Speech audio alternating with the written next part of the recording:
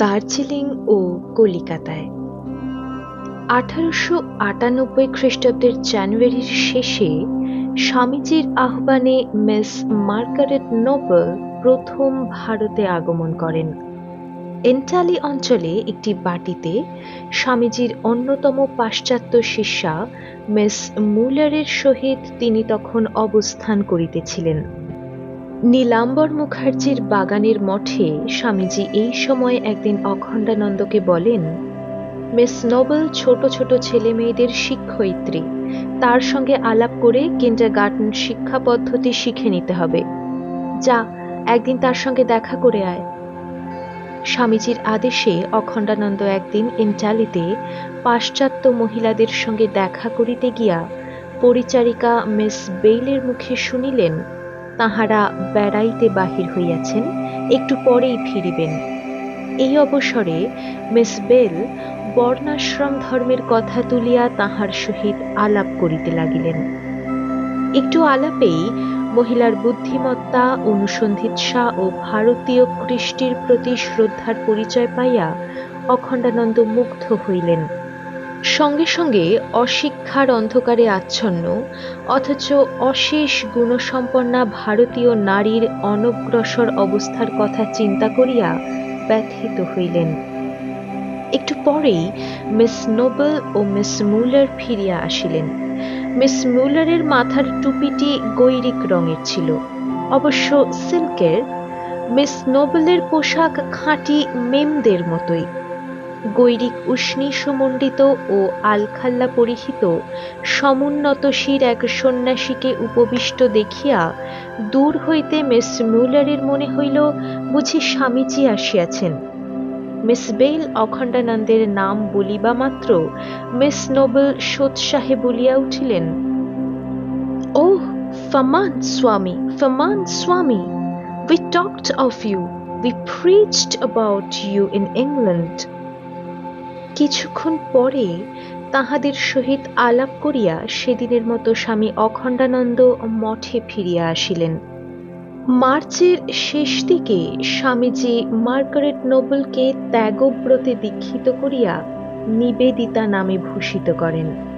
কয়েকদিন পরে অখণ্ডানন্দের অনুরোধে তাহার সহকারী ব্রহ্মচারী সুরেনকে স্বামীজি সন্ন্যাস দেন। তাহার নাম হয় সুরেশ্বরানন্দ। এই সময় বৈরাগ্যবান অজয় হরিকে সন্ন্যাস দিবার পূর্বে স্বামীজি গুরুভ্রাতাকে জিজ্ঞাসা করেন, এর কি নাম দেওয়া যায় বলতো? অখণ্ডানন্দ স্বরূপানন্দ নামটি প্রস্তাব করেন। স্বামীজি শিষ্যকে এই নামেই ভূষিত করিলেন। এইসব অনুষ্ঠান শেষ হইলে 30শে মার্চ স্বামীজি অখণ্ডানন্দকে লইয়া দার্জিলিং যাত্রা করেন। দার্জিলিংয়ে স্বামীজি তথাকার সহকারী উকিল M.N. ব্যানার্জির অতিথি হন, আর অখণ্ডানন্দ 1.5 মাইল দূরে মিস মুলারের বাসভবন রোজ ব্যাংকে উঠলেন। প্রত্যহ সকালে স্বামীজি রোজ ব্যাংকে আসিয়া সকলের সহিত কফি খাইতেন। 2-3 ঘণ্টা কাটাইয়া অখণ্ডানন্দ সহ নিজ আস্তানায় আসিতেন। এখানে মধ্যাহ্নভোজন ও বিশ্রামের পর বৈকালে অখণ্ডানন্দ স্বস্থানে ফিরিতেন। এই সময়ে একবার কথা প্রসঙ্গে স্বামীজি গুরুভ্রাতার সেবানিষ্ঠা পরীক্ষা করার জন্য বলিলেন, ওসব ছেড়ে দে, কি হবে, অনাথ আশ্রম টাশ্রম ভুলে যা। উত্তরে অখণ্ডানন্দ বলিলেন, সে কি কথা, আমি তোমাকে জিজ্ঞাসা করে কাজ আরম্ভ করেছি, তুমি মত দিয়েছ। যদি মত না দিতে তবে মহুলায় সেবা কাজ আরম্ভই করতাম না।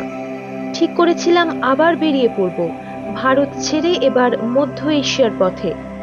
তোমার আদেশেই কাজে নেমেছি। মহুলা থেকে চিঠির পর চিঠি আসছে, আমি না গেলে তারা আর পারছে না। কথাগুলি শুনিতে শুনিতে স্বামীজির প্রশান্ত বদনমণ্ডল একটা অনির্বচনীয় আনন্দ জ্যোতিতে উদ্ভাসিত হইয়া উঠিল। ওই প্রসঙ্গে আর একটি কথাও তুলিলেন না। এই ঘটনার 2-1 দিন পরেই অখণ্ডানন্দ একবার সিকিম বেড়াইতে যাইবার ইচ্ছা প্রকাশ করেন। সব ব্যবস্থা ঠিকঠাক, যাতায়াতে মাত্র 9 দিন। শুনিবা মাত্র স্বামীজি তাহাকে বলেন, এই মহুলা থেকে চিঠির পর চিঠি আসছে, আর এখন সিকিম বেড়াতে যাওয়া। এই বলিয়াই তৎক্ষণাৎ স্বামীজি নিজেই টেলিগ্রাম করাইলেন যে পক্ষকাল মধ্যে অখণ্ডানন্দ মহুলায় ফিরিতেছে। ইতিমধ্যে কলিকাতায় সংক্রামকভাবে প্লেগ দেখা দিল। বহু নরনারী ওই রোগে আক্রান্ত হইয়া মৃত্যু মুখে পতিত। ইহাতে কলিকাতাবাসীদের মধ্যে একটা আতঙ্কের সঞ্চার হয়। এই দারুণ দুঃসংবাদ দার্জিলিংয়ে পৌঁছিবার সঙ্গে সঙ্গে স্বামীজির শারীরিক অসুস্থতা অত্যধিক বৃদ্ধি পায় এবং তাহার মনে যে অভাবনীয় ভাবান্তর পরিলক্ষিত হইয়াছিল তৎসম্বন্ধে পরবর্তীকালে অখণ্ডানন্দ বলিয়াছেন, স্বামীজি অমন আনন্দময় পুরুষ ছিলেন, হঠাৎ একদিন সকালে দেখি একেবারে গম্ভীর, সারা দিন কিচ্ছু খেলেন না, চুপচাপ। ডাক্তার ডেকে আনা হলো, কিন্তু তারা কোনো রোগ নিরূপণ করতে পারলেন না তার। একটা বালিশের উপর মাথা গুঁজে সারা দিন বসে রইলেন। তারপর শুনলাম কলকাতায় প্লেগে 3 ভাগ লোক শহর ছেড়ে চলে গেছে। শুনে অবধি এই। সে সময় স্বামীজি বলেছিলেন, সর্বস্ব বিক্রি করেও এদের সেবা করতে হবে। আমরা যে গাছতলার ফকির ছিলাম সেই গাছতলাতেই থাকব। মে মাসের প্রথম সপ্তাহেই স্বামীজি সম্পূর্ণ সুস্থ না হইয়াই কলিকাতায় ফিরিয়া আসেন। শ্রী শ্রী মা তখন বাগবাজার বসুপাড়ার ভাড়া বাড়িতে অবস্থান করিতেছেন। শহরে তখন এমনই আতঙ্কের অবস্থা যে শিয়ালদহ হইতে বাগবাজার আসিতে ঘোড়াগাড়ি ভাড়া 6 টাকা লাগিয়াছিল। এদিকে দার্জিলিংয়ে থাকাকালে নবপ্রতিষ্ঠিত অনাথ আশ্রমের কথা শুনিয়া মিস্টার এম.এন. ব্যানার্জির সহধর্মিণী কাশীশ্বরী দেবী স্বামী অখণ্ডানন্দকে 2টি পার্বত্য অনাথ বালক দেন। পরে আরও 2টি পাহাড়ি ছেলে জুটিয়া যায়। 4টি বালক লইয়া অখণ্ডানন্দ রওনা হইলেন। দার্জিলিং স্টেশনে ট্রেন ছাড়িবার মুখে আরও 2টি বালক নিজেদের অনাথ বলিয়া পরিচয় দিয়া ট্রেনে উঠিয়া তাহার কাছে বসিয়া পড়িল। শিলিগুড়িতে আসিয়া এক বিপদ হইল। পুলিশ আসিয়া শেষোক্ত বালক 2টিকে নামাইয়া লয়। ছেলে 2টিকে ফিরিয়া পাইবার পূর্বেই উহাদের অভিভাবক স্বামী বিবেকানন্দের নামে কলিকাতায় একটি টেলিগ্রাম করে, তোমাদের লোক আমার 2টি ছেলে নিয়ে গেছে। যথাসময়ে 4টি অনাথ বালক সহ শ্রী শ্রী মায়ের বাটির দ্বারে পৌঁছিবা মাত্র স্বামী শারদানন্দ উক্ত টেলিগ্রামটি অখণ্ডানন্দকে দেখাইলেন।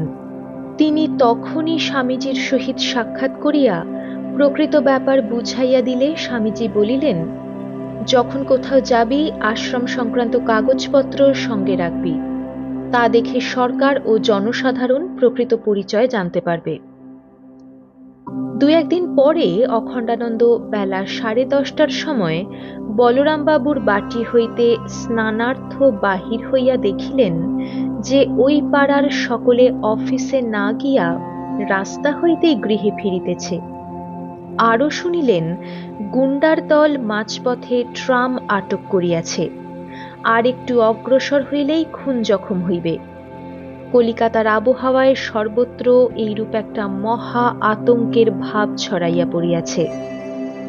এই সময়ে বেলুর নীলাম্বর মুখার্জির বাগানে মঠে আহুত একটি সভায় মঠবাসী ও সমবেত ভক্তগণের উদ্দেশ্যে স্বামীজি বলেন, দেখো, আমরা সকলে ভগবানের পবিত্র নামে এখানে মিলিত হয়েছি। আমাদের মরণ ভয় তুচ্ছ করে এইসব প্লেগ রোগীদের সেবা করতে হবে। এদের সেবা করতে, ঔষধ দিতে, চিকিৎসা করাতে আমাদের এই নূতন মঠের জমিও যদি বিক্রয় করতে হয় এবং আমাদের জীবন যদি বিসর্জন দিতেও হয়, তাতেও আমরা প্রস্তুত। সভায় স্থির হইল, প্রথমত বাংলা ও হিন্দি প্রচারপত্র বিতরণ করা হইবে।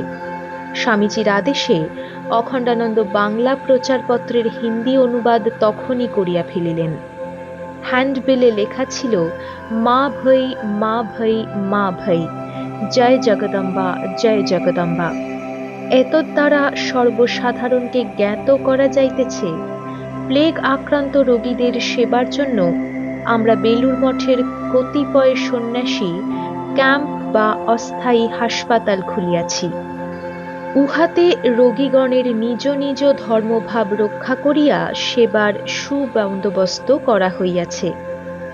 টিকা দেওয়ায় প্লেগ আরও বাড়িতেছে, এ গুজব মিথ্যা, কারণ গভর্নমেন্ট কখনোই প্রজা নাশ করিতে পারেন না, ইত্যাদি।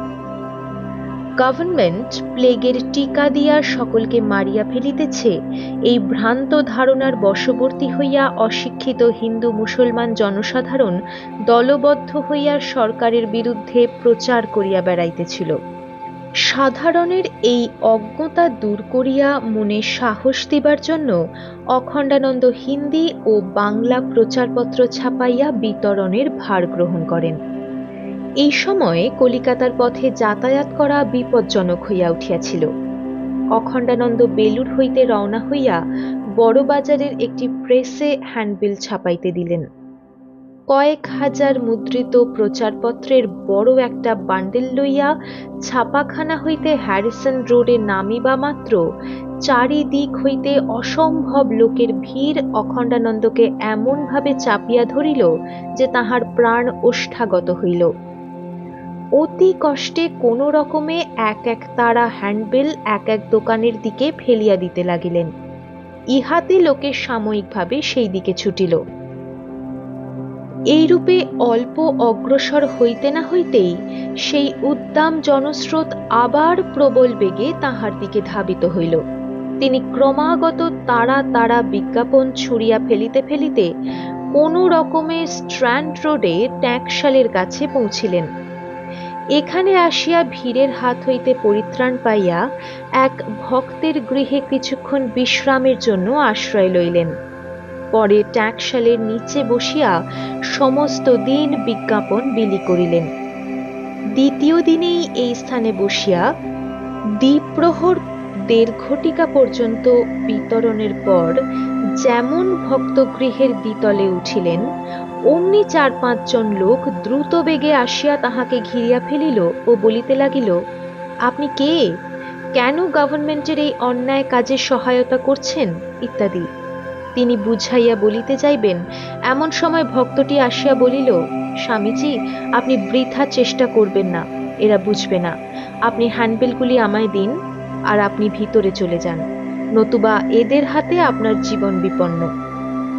এইরূপে ভক্তটি সময়োচিত তৎপরতার সহিত দুর্বৃত্তদের হাত হইতে তাহাকে রক্ষা করিল। তখন তাহার শরীর অসুস্থ। তদুপরি পুনঃ পুনঃ প্রাণান্তকর বিপদের সম্মুখীন হইয়াও তৃতীয় দিনে কালীঘাট অঞ্চলে আবার হ্যান্ডবিল বিলি করিতে যান। সেখানেও ওই অবস্থা। স্থানীয় লোকেরা বিদ্রূপ করিয়া বলিতে লাগিলেন, গভর্নমেন্টের কাছে কত টাকা খেয়েছ? প্রাণটা কি এতই সস্তা? এইখানে অখণ্ডানন্দ একবার তাহাদের বুঝাইয়া বলিতে চেষ্টা করিলেন, প্লেগের কারণ কি, কিভাবে উহা প্রতিরোধ করা যায়। কে কাহার কথা শুনে? সকলে তাহাকে গভর্নমেন্টের চর, সাধুর ছদ্মবেশে প্লেগের টিকার কথা প্রচার করিতে আসিয়াছে মনে করিয়া নানাবিধ ভয় দেখাইতে লাগিল। ফিরিবার সময় দেশের এই বিরাট আত্মঘাতী অজ্ঞতার কথা ভাবিতে ভাবিতে তাহার ভগ্ন দেহ মন আচ্ছন্ন হইয়া গেল।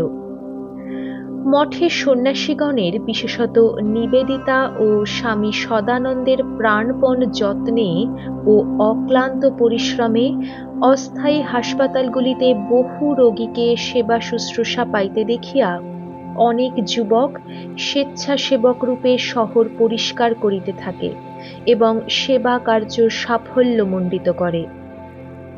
ব্যাপক প্লেগ ভীতি ধীরে ধীরে চলিয়া গেল। এইরূপে কলিকাতায় প্লেগের প্রকোপ কিঞ্চিৎ প্রশমিত হইলে সেবা কার্য সুষ্ঠুরূপে পরিচালিত হইতে দেখিয়া স্বামীজি আলমোড়া যাত্রা করিবার পর 4টি অনাথ বালক সঙ্গে লইয়া অখণ্ডানন্দ বলরাম ভবন হইতে মহুলা রওনা হইলেন। এই সময় মিস মুলার ও তাহার কয়েকজন বন্ধু অনাথ আশ্রমের জন্য প্রথম অর্থ সাহায্য করেন।